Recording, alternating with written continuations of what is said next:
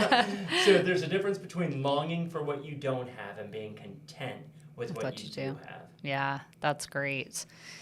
Another trapdoor is... Welcome to We Do Whatever It Takes, a marriage podcast with a magician and an almost therapist, where you get tips and tricks for creating a great marriage. Welcome back to another episode of We Do Whatever It Takes. That's right. We're doing whatever it takes to create a great marriage, and we want to challenge you to do the same. And I'm Danny Ray. I'm a magician and a pastor.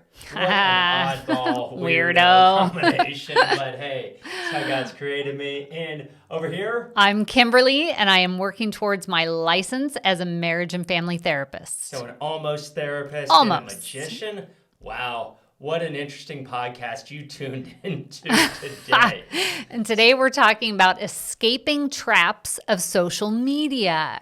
And Danny, any trap doors that you've been on stage with? I have been on stage have with you? a number of trap doors, yeah. Oh, okay. And it is always a little scary, like even when you know that it's locked and nobody's, going to move that, it kind of feels weird stepping into that space. So wait, if you step on it, it can feel like... Well, who's in charge of it? Who pulls it? Somebody underneath could just pull that trigger and then you fall? Well, like a cartoon character? It probably would be like that would be a bummer of a day. Yeah. But that's weird. In life, there's a lot of trap doors. This is true. We could fall into things that we didn't see coming, and then all of a sudden it's like, right? So we want to be aware of those. And one of those for sure is social media. And I feel like we're in an ongoing conversation with social media and what that looks like for us to really to really use social media and not let social media use us. Ooh, I love that for sure. And some of the dangers and pitfalls that we want to talk about. First one is comparison. That's always good. Compare yourself to others. I'm pretty sure God said do that. Oh, no. Yeah, it is terrible. So, and we are all guilty of doing it, I think, as we scroll through Facebook, Instagram, TikTok, whatever, social media. I always joke about it. Don't look left, don't look right. Just straight ahead. Straight ahead, yeah. Which is pretty funny when I say, oh, did you see the neighbors painted their house purple? And you just like, nope, I didn't see it because I only look straight. I don't look left, look. Never right. And I don't know that that's really great in all circumstances. But anyway, in this case, it does mean that to avoid the jealousy and the comparison part of this, to just... be aware of that, right? When you're scrolling, to not look left, not look right, meaning don't look at their stuff and compare yourself. I'll confess one. Are you ready? Yeah. You ready? I remember a couple years ago looking at a friend of mine, looking at her post of, she was traveling. I don't know where it was, Europe. It doesn't matter where she was. I just wanted to be wherever that was. I just was so like, hey, I want to be traveling right now. And then had to remind myself, like, I did get to go on a trip that year. Or had another trip coming up, and I've been so blessed to be able to take trips. But for some reason in that moment, I definitely got caught up in that jealousy. Isn't that interesting? Like, no matter how many things that God's given to us, no matter how many good things we have going on in our life, it's so easy to just compare and like look left and go like, oh, they have it so much better. Look right. Oh yeah, if I only had this. That whole the grass is greener on the other side is going to tear you down. The bottom line is this: the quickest way to lose our joy is to compare our lives and our marriages to someone else's. So we want to stay out of that world and stay in the world of focusing on our marriage and the healthy things we can do to make it right, not looking left and right and hoping somebody else has a better marriage or a better life or better social media or better, Yeah. But we want to look at some of those specifics of social media here in a moment, but you were going to say something? Well, yeah. So I'm just going to throw this out there. Our marriage is not one to look up to either, right? Everybody has their pitfalls and their downfalls. So ours is what it is because we work on it. And but but we're not out here saying like, oh, do it like us. We're just saying, hey, these are some things we've learned along the way and they're helpful to us. Yeah, and that's one of the things we want you to know in this podcast. It's not we have everything together, so therefore do No. like we're doing. Not even close. We're trying to stay close to God, follow Him. We're trying to create the healthiest marriage we can. And after 26 years, we have something to say. So we're saying it, and we've helped a lot of other people. A lot of other people have helped us along the way. Yeah. And we want to give back to the community and just say, hey, we want to be a voice of hope and grace and love. And so give hopefully some good tips and strategies on how to live this stuff out, because it's taken us a long time and we keep working on it every day. For sure. So want to talk about still with along the lines of jealousy and comparison. Yeah. Something I have to remind myself comes from a pastor said on stage a long time ago, and I don't know if that's where it came from or, could have been from a book or something else. But anyway. I'm sure the pastor made it up. Was it a fact? Was it a made-up fact? It sounds like something pastors do. Createafact.com. I don't know, but it was this great image of, I think, essentially a circus act, right? Okay. And it was somebody who had plates that they're trying to spin, right? In their hands, their feet, their poles kind of off of their shoes. They're on a stick, and then they're spinning each plate on a stick. Yes. Yeah, yes. And then you keep trying to spin as many plates as you can. But yeah, they have exactly. them on their shoes, on their nose, I don't know about the nose, but on their head probably, and right. So this image of a circus act where somebody is just trying to spin all these plates, and the illustration was there's always a plate that's going to fall. And it's true in our lives, and I have to remember that personally when I'm scrolling through social media and just going, okay, that's what the person chose to put out there for me to see or for whoever to see. But the minute I start feeling jealous, I go, I don't have the whole picture. I don't know what plates they're spinning. I don't know what plates they're dropping. Like, I'm certainly dropping plates. I mean, my kids eat cereal all for dinner all the time. Your plate dropping. That's my plate dropping. Cereal, kid. There are lots of plates that I can't keep spinning, and that's just how life goes. So we do the best we can, and we pay for our kids' therapy. So hey, there you go. That is one of the things with plate spinning is, and this might be a little off the social media track for a moment. Okay. But when we look at our marriages, there are, we're spinning the plate of work, maybe spinning the plate of kids, spinning. Thank you. Plate. I'm just going to say plates from now on. Okay. Yeah. So we have all these different plates, and then when we start to look left and right of that comparison game, it's always like there's never enough. It's like we could always do one more. We could always do something else. But I think one of the things that we've learned is that we don't need to spin all the plates so that we're at our max all the time. Yeah. It's how do we do less and really enjoy like that moment of rest, that moment of like we still want to be accomplished and do the things God's calling us to do. And at the same time, we don't need to always be at our max capacity. And if one thing drops, everything's going to fall out of control. Right. And so we could actually put some of those plates away if we're talking about spinning those plates. Yeah, and I think we've learned to do that in different areas of our life. And when it comes to social media, we've just found with so many couples, it's a constant demand, and it just really is difficult on the marriage. So I'll just take for us personally. We've created boundaries. We've talked about boundaries before, but things that will protect our marriage. Yeah. But one of them is by putting our phones down and doing eyeball-to-eyeball time. It's really easy to get distracted on social media, and you're just scrolling through. Meanwhile, your spouse has said, hey, can you do this? Hey, I was going to ask you this. Hey, that, and you don't even hear them because you're just scrolling so through. Involved, yeah. And I know we're both guilty of this at times, mainly you. Oh, so not true. Just kidding. So the key is having that conversation to go, you know what? I've noticed that when you're on social media, you ignore the family or you ignore me. Yeah. You know, I'd really appreciate it if when I asked you a question, if you could put your phone down.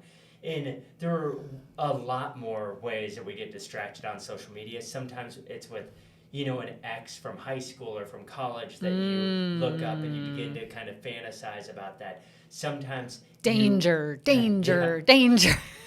sometimes there's, you know, I was talking to a guy recently and there was an investment scheme and it sounded more like a scam to me, you know, where it was like, you'll earn, you know, all this money overnight. And it's like, just put a pause on that. And because you start getting all these ads and start searching on, you know, some of these platforms, they'll start feeding you, you know, this information about this investment. And before you know it, you've invested something that could have gone to a better resource in your marriage. Ooh, that is a trapdoor. Yeah, I don't want to go through, that's for sure. So an antidote for comparison is to learn to be at peace, to be thankful, and to be content with what we have and who we are. I know, right? So good. Yeah. And that's huge for anybody is learning to be content with what we have. Yeah. Is where you are today, what would it look like if you went, you know what, this is where I am today. I'm going to learn to have peace in this situation, contentment in this moment. And it's not that we're not constantly striving to either achieve the things that we believe God's put on our heart or the goals that we have for our marriage or our relationships, right? But there's a difference between always longing to have something you don't have and being content with what you do have. Yeah. Ooh, say that again. That's good. So there's a difference between longing for what you don't have and being content with what you do have. Yeah, that's great. Another trapdoor is just wasting time on social media. And you kind of touched on this a little bit, but I can't give you that time limit as far as like if somebody asked me, well, how much time is appropriate, right? That's not something I can come up with or you can come up with. But if we're here on earth for a limited time, then maybe we need to ask ourselves how much time we should really be spending on social media. One of the great things that almost any smartphone has now is you can limit the time you spend on I love that feature. Yeah, it's a great feature. And it really, it keeps you accountable in a whole different way. Yeah. And let me just give some tip strategies for this. So one of them I would say is definitely put a time limit. If you or your spouse feels like you're spending too much time on there, so you might feel like 16 hours is the appropriate amount for social media every day, right? And your spouse is like, I don't know, maybe we could trim that down a little bit. So as a partnership, right, we're listening to each other. And so if your spouse is like, hey, I'd really appreciate it if you put a time limit on there, or maybe you have a conversation about that, then you put a time limit on and maybe give your spouse your phone so they could set a password so you can't just go, oh, I'm just going to spend a little bit more time. Right? So, and then one of the things that we found is that sometimes it's putting our phone in a different room. So it's not just that you can't do it, is you're making it a little bit more difficult for you to do. So it's not, no, I can't do it. But if your phone's upstairs and you're downstairs watching TV, you're less likely to go, hey, what's going on my social media feed right now? And go upstairs, grab your phone. And so those are a couple of strategies you could do to just have a better, use your time wisely. Because that's what we want to do, is we want to use our time wisely. Love that. Invest that time well. Another trapdoor is about what we post on social media. So we need to talk about asking permission for posting. So you and I made a deal a long time ago to check with each other. Hey, is this picture okay? Because most of the time I'm going to say, no, I don't like that picture. And, too bad, it's up. and we did that with the kids too, to say, hey, can we post this picture or that picture? We have friends that do like pranks on each other, and part of their relationship is they post those pranks, and and it's part of their makeup, but they've had a conversation about that ahead of time. And so one will prank one, another. Okay. But the conversation's there. So we can't say because we don't post things. But we want to say, make sure that you're on the same team, on the same page with this. So that you're not just embarrassing your spouse. Even with our kids, our middle son, he said he's really thankful later on, and he's made a decision not to be on any social media. Yeah. So there's props that. to him. Yeah. Props to him. So that's another option, is just get off social media altogether. I'm sure the world's a better place. But if you're going to stay on there, one of the things that we did early on is I've been, by God's grace, around the world in all over our country, in doing different events and speaking. Yeah. And when I've had the family on the road, I haven't used their names. I might show a picture of them, but I don't say, hey, this is my son, so-and-so. Okay. Is I've just left that blank till the time where they're able to make a decision. And some of them, of our 3 kids, some are more comfortable on social media and don't care if their name's out there, and other ones do care about that. And so that's just another cautionary tale for for you to be aware of, is that maybe even friends and family or kids don't want you to post their stuff. So having a conversation, making sure the things that you post are things that you're honoring other people with.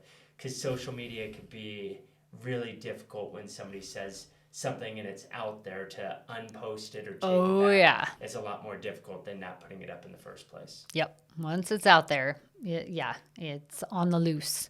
So another one is self-deception. Another trapdoor. Self-deception is a good one. So the question becomes, are you deceiving yourself, right? And thinking social media is not affecting you. I feel like this is one of the things we do in our life all the time, is we're like, I don't know, I'm not affected by this, right? I can drive and text. Not going to affect me. I'm good. I can, say these things to my wife. She understands me. Like, she understands me. So I could say things that might be spiteful or on social media. Yeah. Put something out there and it's not going to affect my relationship. It's not going to affect me.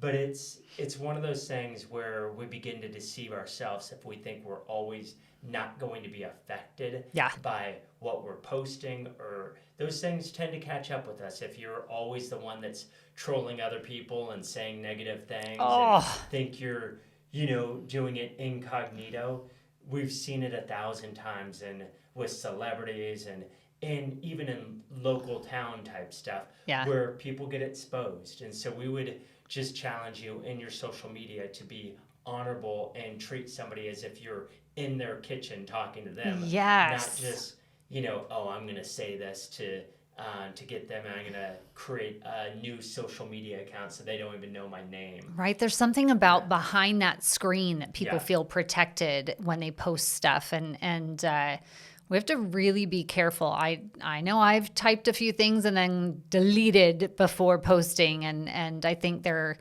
times of the day too, or if you're feeling feisty, maybe that's not a good time to go on there and respond to things. We've had friends say, if something's really bothering you, whether that's political, whether that's something at work, whether that's something in a relationship, is to wait 24 hours before posting. Where, so many of these platforms are meant to be like in the moment, but you don't want to live a life of regret. And I feel like when we're posting, when we haven't thought it through, when we're reacting instead of being proactive, we can do some damage. It's going to do damage to our let's say, even if it didn't do damage to our own relationship, it hurts somebody else's relationship. That's not the kind of person that we want to be. So, or the marriage that we want. Right. For sure. A couple that's hurting others. So. Along the lines of focus, right? There's this battle for our attention in this world that we live in, right? Yes. You can only, go ahead. So many thoughts on that. So many thoughts. One is, and we kind of touched on this, but just sitting on our phones on the couch, right? And Right. we can get lost in the fact that, okay, wait a minute, this person that I love is right there, and I could be spending time with them. So just kind of being aware of that, and you touched on boundaries, and I'd say one of the biggest ones we found out. I think some boundaries that we do is in dating, right? So when we go out to eat, and one of our first social media or media in general issues is my issue of watching the TV that's in a restaurant. And I don't even know why they're in restaurants. That really does not make sense to me why there are TVs there. Like, go home if that's where we feel like that doesn't. Maybe a sports thing at a bar. Okay, I get it. If everybody wants to watch a team sport thing. But yeah, you don't need a sitcom on that. Okay, rant over.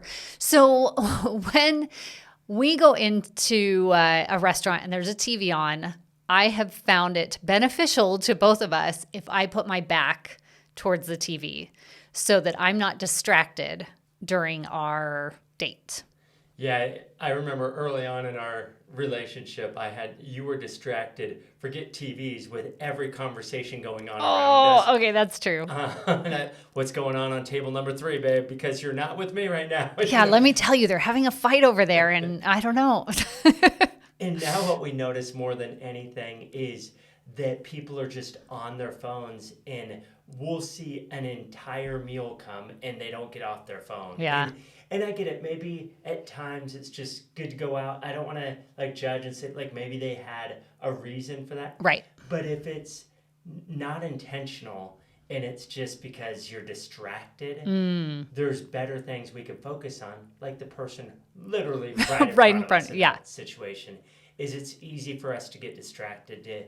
There's so many things that are trying to get our attention constantly. Yeah. And then when our spouse is trying to get our attention and we're on social media or, just distracted, that's going to take away from the intimacy that we could have with our spouse.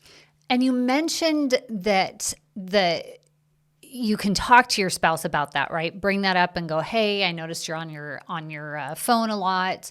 I'd like, to spend more time together, whatever. I think there's a tendency for us to be defensive and go, oh, I'm not on my phone a lot, or I would never do such a thing. Wait, are you talking about me? So we can all be defensive with that, but I think it's helpful if we can remember, wait a minute, we don't need to be defensive. What my spouse is really saying to me right now when they're saying, hey, can you spend less time on social media or on your phone? Yeah. They're really saying, I love you. I miss you.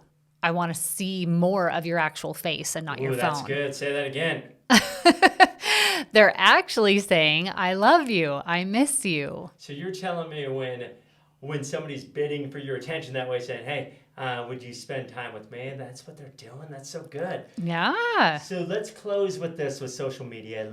It could be a blessing and a curse. We're not here to say, get off social media. We're on social media. You can find us out there at We Do Whatever It Takes. Nice plug. Yeah. Or our personal ones, you could hunt me down at Danny Ray Magic and find stuff. And yours is out there. You'll have to find her. She's private. See the differences right there in there social you go. media. So the key is that you want to keep space for your marriage, right? You want to create this space where there's healthy time with each other. And if you're on social media, it's intentional and not distracting you from being with one another. Yeah, yeah. We encourage you right now just to take time, talk to each other about any concerns that either of you have. And be defensive. No, and don't be defensive. Oh, okay. Don't be defensive. If they ask you to, I don't know, hey, stop talking to your ex-girlfriend. You should probably heed that advice, right? Good. I think so. So yeah, hear what they're actually saying. I like you. I love you. I want to spend time with you. This is Kimberly and Danny Ray with We Do Whatever It Takes. We'll see you next time.